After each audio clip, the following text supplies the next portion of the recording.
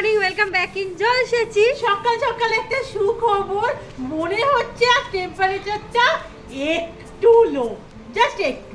ছোট একটা ব্রেক নিয়েছিলাম একদিনে, বাট আজকে থেকে আবার সেই পুরানো ছন্দে ফিরলাম। কি বলতো, ও তো ছন্দে ফিরবেই, সারা রাত দিব্যি ঘুমোচ্ছে আর আমি এই গরমে একটু ঘুমোতে পারছি না। তোমাদের কি হাল? দিন যাবত এত মারাত্মক গরম, অন্নপূর্ণা পুজো, যাত্রা, সেই কারণে না বাড়িতে তেমন কিছু রান্না বান্না হয়নি। বাড়ির বড় মা এটা ইজ্জত দিয়ে গিয়েছিল, র্যান্ডামলি রান্না হয়েই গেছে। কবে থেকে ঠিক করেছিলাম, একজন জলসাচিও একজন বলেছিল যে কোপ্তা করার কথা, অনেকদিন থেকে ঠিক করেছিলাম। ওই পপি কিচেনের একটা রেসিপি রেখেছিলাম সার্চ করতে করতে, যে এঁচোড়ের মাছ, ওটা বানাবো। এট লাস্ট আজকে গিয়ে সময় হয়েছে, আজকে ওটা বানাবো। বাড়িতে তেমন কিচ্ছু নেই, রূপা দোকানে গেলে তারপর হবে। আমি এঁচোড়টা জোগাড় করি।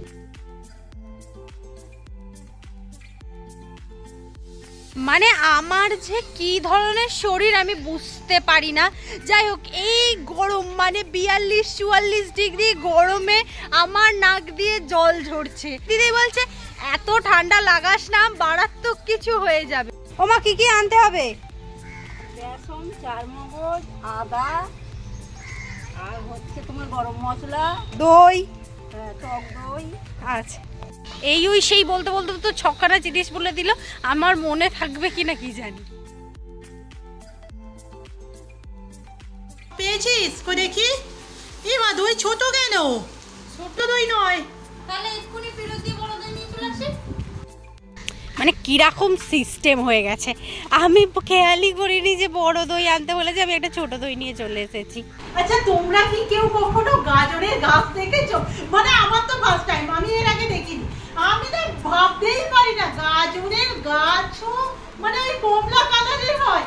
এই যে ফ্রিজে রাখা ছিল, কি সুন্দর দেখতে হয়েছে। এই চোরটা তো আমি কাটবই ঠিক করেছিলাম, মা আর বোন মিলে আমাকে কাটতে দেবে না। কারণ এখানে কাটলে ওই যে এঁচোড়ের কষ্টটা পড়বে, পুরো ঘরটায় একটা কালো মতো স্পট এসে যাই যাবে। হোক মা, তাড়াতাড়ি করে দাও, অনেকটা লেট হয়ে গেল।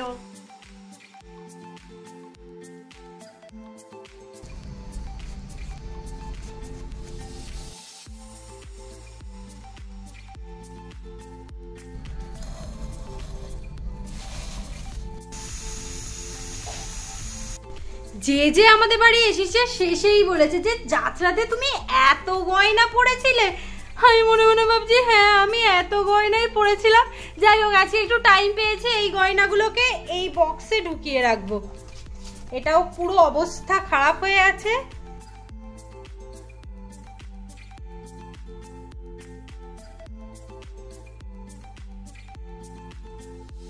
সত্যি কথা বলতে কাঁচা কলার মাছ যখন তৈরি করেছিলাম না, ভীষণ টেন্স ছিলাম।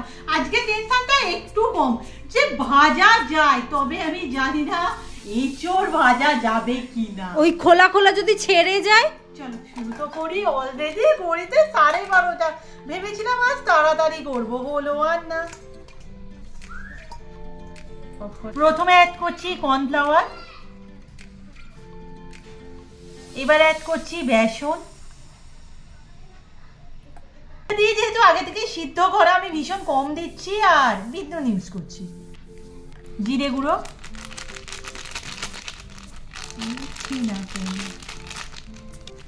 গরম মশলা, কাঁচা তেল, কাঁচা লঙ্কা বাটা দিয়ে আমি ভালো করে এটা মেখে নেব। মোটামুটি যা ওখানে বলেছিল আমি তো সবটাই দিচ্ছি, শুধু অতটা রিচ করবো না। দুটো থালাতেই তেল মাখিয়ে রাখা হয়েছে, কারণ না হলে উঠবে না। আর এই ডোটা একদম এতে রাখা হয়েছে, এই থেকে কেটে কেটে নিতে সুবিধা হবে। হাতে না ভালো করে তেল মেখে নিলাম। সত্যি কথা বলতে কাঁচা কলার মাছ যখন করেছিলাম না, তখন না হাতে এতটা লেগে যায়নি, এবারে বেশ হাতে লেগে যাচ্ছে।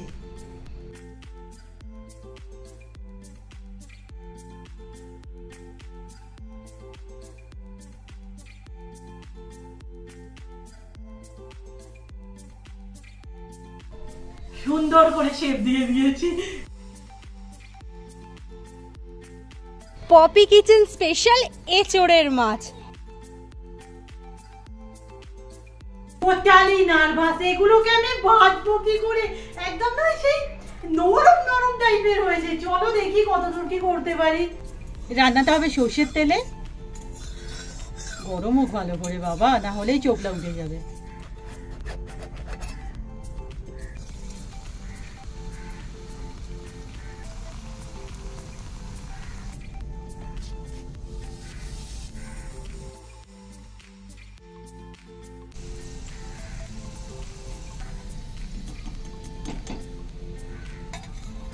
না শুধু শুধুই চিন্তা করছিলাম, এই তো ভালো মতোই হয়েছে। আর কি সুন্দর ফুলেছে।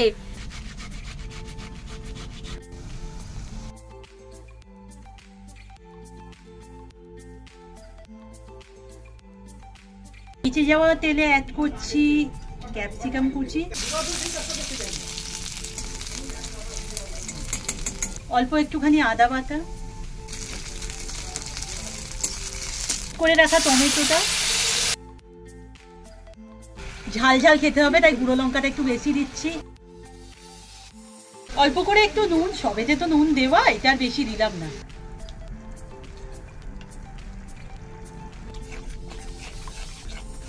করছি চালমগজ বাটা, কালারের জন্য ইউজ করছি কাশ্মীরি লঙ্কার গুঁড়ো, হলুদটা না ভুলেই গিয়েছিলাম।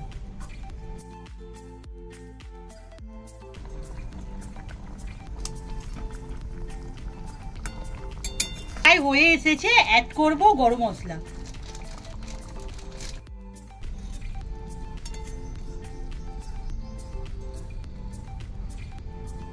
মাছ মোটামুটি নেমে গেছে, এই অবস্থায় রেখে আমরা চললাম স্নানে। ঘড়িতে 2টো ওভার, সেই যে আমার রেকর্ডটা ছিল না তাড়াতাড়ি স্নান করবো, আজ ভেঙেই গেল। বাজে 2:30 মতো খাওয়ার জন্য না, ওই কথাই বলে না তোর সইছে না। রান্না আমরা কপি করেছি, তিনি তো লিভিং লেজেন্ড, যাই হোক তার স্বাদ নিয়ে তো কিছু বলারই নেই, বাট আমরা কপি করেছি তো খেতে কেমন হবে সত্যি দারুণ আছে। ক্যামেরায় মতো তো আসছে জানি না, বাট চোখের সামনে এরকম দেখে লোক সামলানো না। হাতে একটু আছে,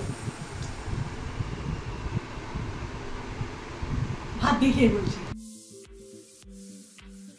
আজ তো আর তেমন কিছু রান্না হয়নি, সত্যি কথা বলতে সময়ও ছিল না, এই নিরামিষ মাছ আর ডাল। এ তো যে কোনো রিচ রান্নাকেই সার্টিফিকেট দিয়ে দেয়। একটু মাছ দিয়ে খাবো প্রথমেই।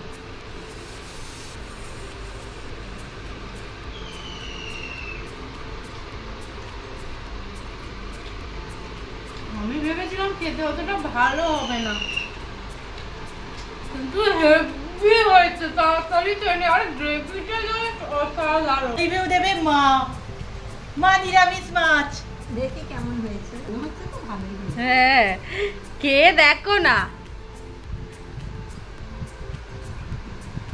না ভালো হয়েছে, যার রান্না এটা মানে কিছু বলার নেই, এ তো অবভিয়াসলি ভালো হবে। আর আমি বললাম না যদি খারাপও হয় সেটা আমাদের হাতের কারণে।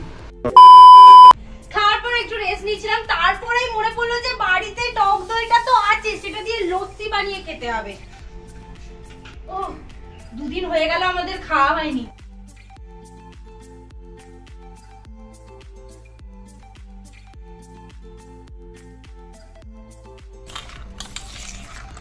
টেস্ট করে দেখি সবকিছু ঠিকঠাক আছে কিনা।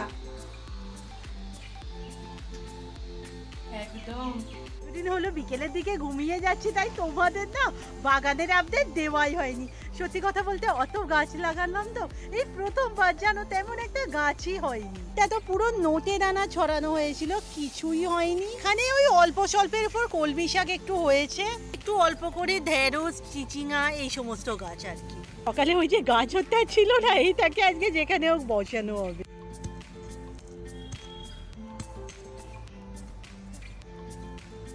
তেমন কোনো গাছ হলো না, চলো দেখা যাক গাজর গাছ হয় কিনা। এই গরমে চার খেতে ইচ্ছা করছে না, সকালে তো পুরোপুরি বাদ দিয়ে দিয়েছি, বিকালটাও ভাবছি একদিন ছাড়া করে দেব। আজকে বন্ধু পুরো হক চক্ষে যাবে। আমি বন্ধুর বাড়ি যাচ্ছি বন্ধুকে ডাকতে, আর বলবো দাঁড়াও যে আমি জিতে গেছি, আমি আজকে আগে বেরিয়েছি, তোকে চিপস খাওয়াতে হবে। দেখি কি বলে। বন্ধু আমি জিতে গেছি, আমি আজকে আগে চলে এসেছি, আমাকে চিপস খাওয়াতে হবে। আমি আগে চলে এসেছি, আমাকে চিপস খাওয়াতে হবে। আসছি আর এই জায়গাটা ফাঁকা দেখে মনটা কেমন করলো। কতদিন ছিল এখানটা, এখনো খোলেনি কেন? হ্যাঁ রে, আর কাল মানে কত রাতে ফিরেছি বিসর্জন করে? একটু জোরে বল।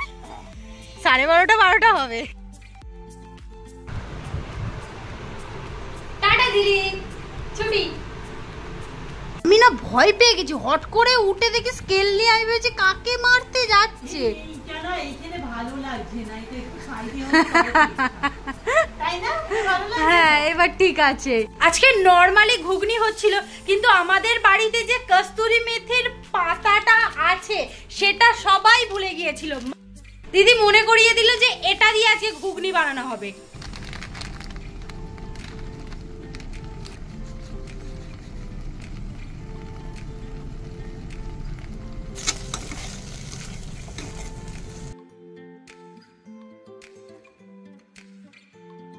কস্তুরি মেথিটা দিতে না ঘুগনির স্বাদই বদলে গেছে। আর এই সুযোগে না আমি একটা কথা বলে দিই,